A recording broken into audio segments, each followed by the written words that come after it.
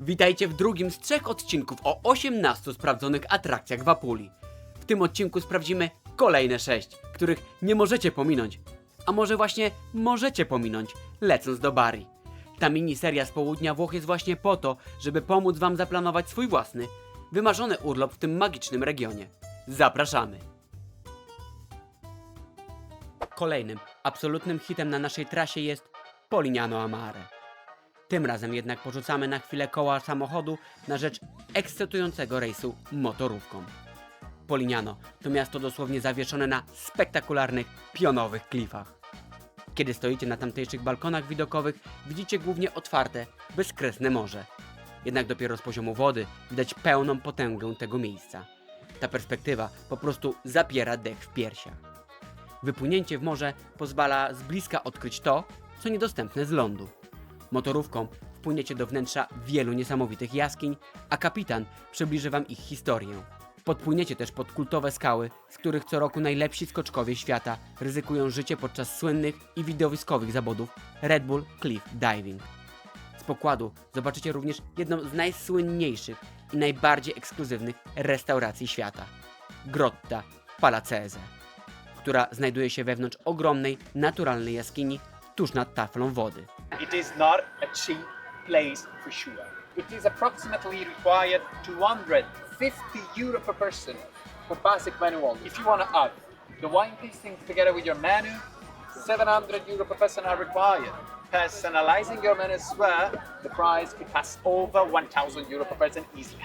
You need to wear formal clothes and children below 10 years are not allowed. A sam rejs to definicja włoskiego dolce vita.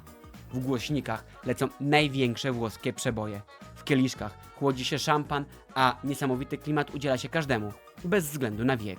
Dla dzieciaków i dla nas prędkość i uderzenia fal o kadłub to była niesamowita frajda. Rejs motorówką w Polignano a Mare to punkt obowiązkowy, który pozwala spojrzeć na to kultowe miasto z zupełnie innej, znacznie bardziej ekscytującej strony. Same rejsy zaczynają się w Cala Ponte Marina, znajdującej się około 2 km na północny zachód od Polignano a Mare. Nasza subiektywna ocena 4 gwiazdki. Czas to około 1,5 do 2 godzin i w zupełności wystarczy, by zobaczyć najważniejsze groty i nacieszyć się klimatem. Gdy wrócicie już na stały ląd, wasze kroki naturalnie skierują się w stronę historycznego centrum. Zwiedzanie warto zacząć od przejścia dawnym mostem rzymskim. To właśnie stamtąd rozpościera się ten najbardziej kultowy, pocztówkowy widok na słynną kamienistą plażę Lama Mona Hill, wciśniętą pomiędzy wysokie klify. Miejsce przepiękne, natomiast plażowanie na tej garstce kamieni wśród innych osób nie wydaje się być zachęcającą perspektywą i ściskać się pomiędzy ludźmi na Instagramie jakoś takie większe się wydawało. Polignano to także miasto muzyki. To tutaj urodził się Domenico Modugno, twórca jednego z największych włoskich hitów wszechczasów, piosenki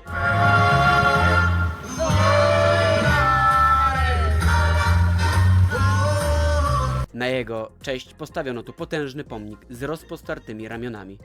Tuż obok monumentu, schodząc po kamiennych stopniach, znajdziecie świetny, naturalny punkt widokowy na otwarte morze i załamujące się o skały fale. Co ciekawe, spacerując po mieście, spójrzcie w górę. Nad jedną z klimatycznych uliczek zawieszone są podświetlane słowa tekstu tej słynnej piosenki. Nasza rada: tutaj również warto schować mapę i po prostu zgubić się w labiryncie wąskich uliczek. Białe ściany, poezja wypisana na schodach i ukryte tarasy widokowe tworzą niesamowitą atmosferę. Szczególne wrażenie tutejsza starówka robi jednak po zmroku.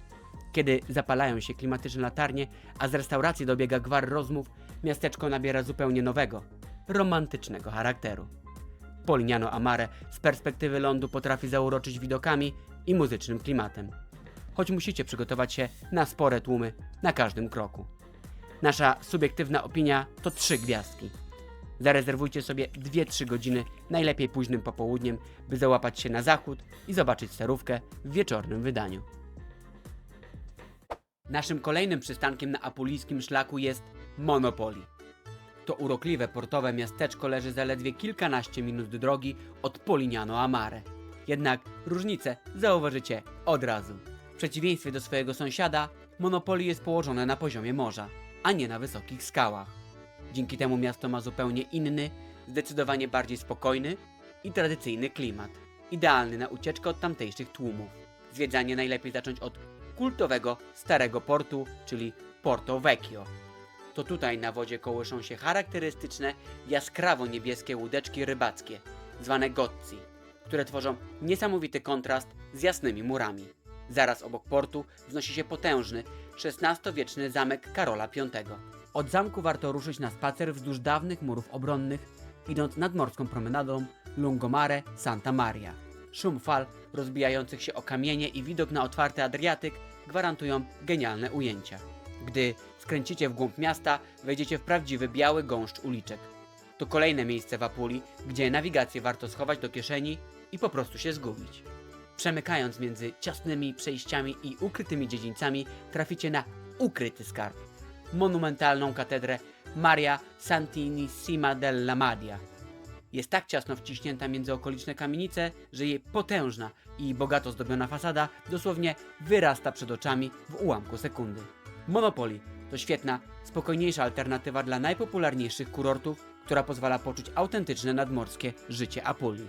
Nasza subiektywna opinia to 3 gwiazdki. Na niespieszne przejście portu, promenady i białego labiryntu uliczek wystarczą Wam 2–2,5 godziny.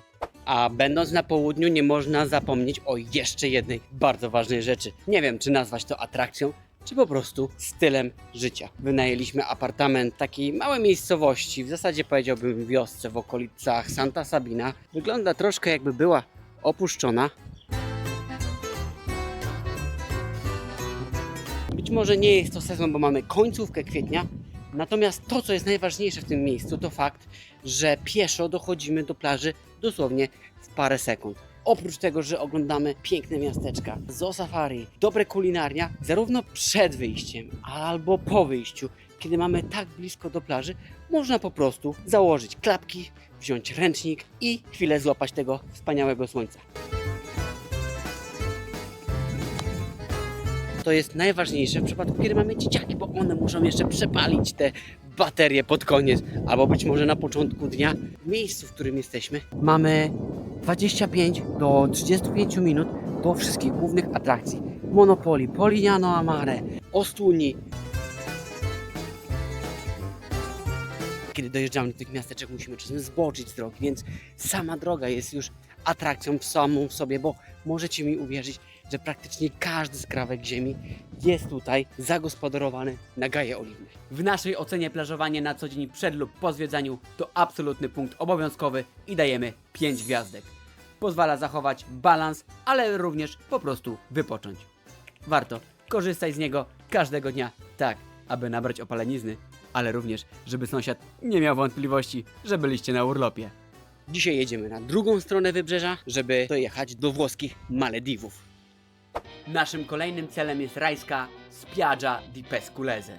Aby do niej dotrzeć, opuszczamy wybrzeże nad Morzem Adriatyckim i przejeżdżamy na drugą stronę włoskiego obcasa nad Morze Jońskie. Ten odcinek drogi zajmuje nam zaledwie godzinę i 40 minut. Jedziemy tam z jednym, konkretnym zamiarem. Chcemy na własne oczy zobaczyć, czy tak zwane włoskie Malediwy naprawdę są tak piękne, jak mówią wszyscy wokół. Ania, pierwsze wrażenia na włoskich Malediwach. Są takie, że tutaj są takie same pustki jak na Malediwach, tam gdzie byliśmy. Woda nie jest taka krystaliczna jak na Malediwach, przynajmniej na razie. Nie jest taka turkusowa jak tam była. A piaseczek?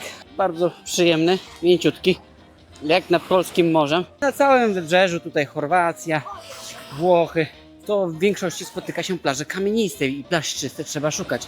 Tu na tym odcinku mamy około 7-kilometrowy pas takiej właśnie piaszczystej plaży i rzeczywiście jest bardzo przyjemnie. Ale też jest trochę brudno, bo widzimy dużo jakiegoś takiego plastiku i jakichś takich rzeczy chyba, które morze wyrzuciło. Szkoda, że to nie jest uprzątnięte, bo robi takie złe wrażenie. No może jeszcze sezon się nie zaczął. Tu trząkną jak już się na dobre sezon zacznie w maju, w czerwcu. Tak to działa? Chyba tak. Będąc tutaj, zrozumieliśmy jednak coś bardzo ważnego. Na miejscu warto wynająć apartament z widokiem na morze, by każdy poranek zaczynać śniadaniem na balkonie z takim krajobrazem.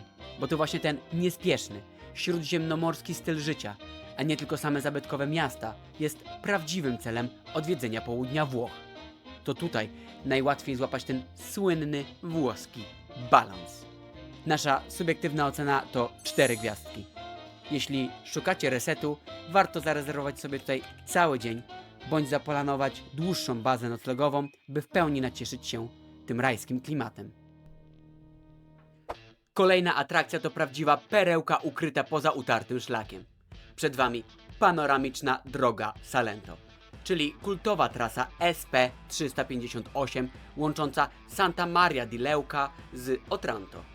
To świetna, wciąż mało znana atrakcja, która gwarantuje autentyczny, lokalny klimat. Rzadko docierają tu masowi turyści, a na trasie spotkacie głównie mieszkańców lub Włochów na urlopie.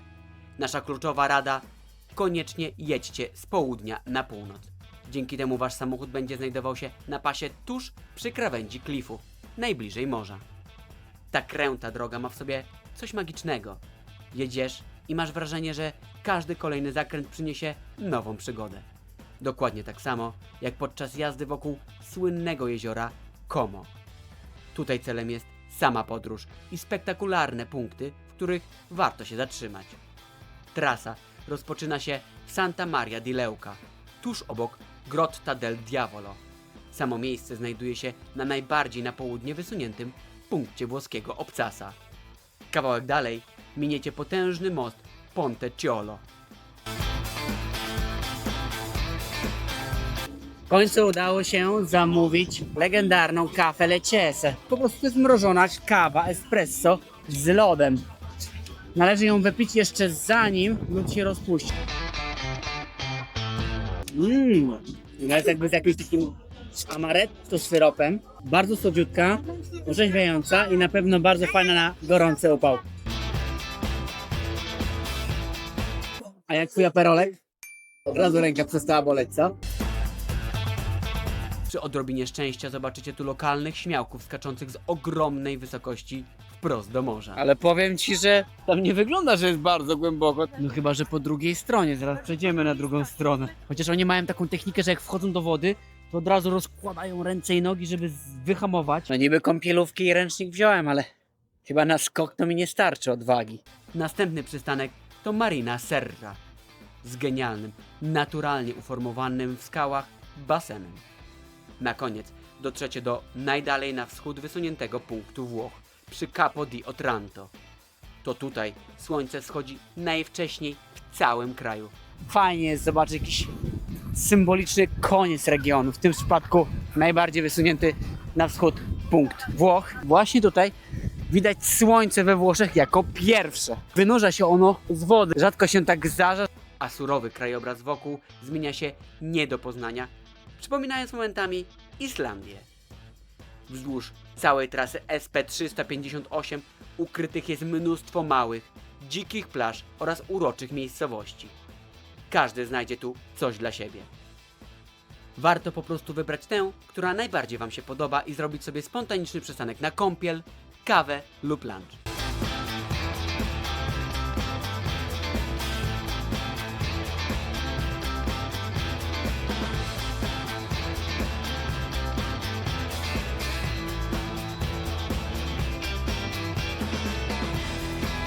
Nasza subiektywna ocena to 5 gwiazdek. To autentyczne włoskie doświadczenie w najczystszym stylu Dolce Vita. Sama trasa nie jest długa, ale warto robić liczne przystanki i zaplanować sobie cały dzień. Jeżeli spodobał Ci się ten odcinek o Apulii, zapraszamy do części pierwszej.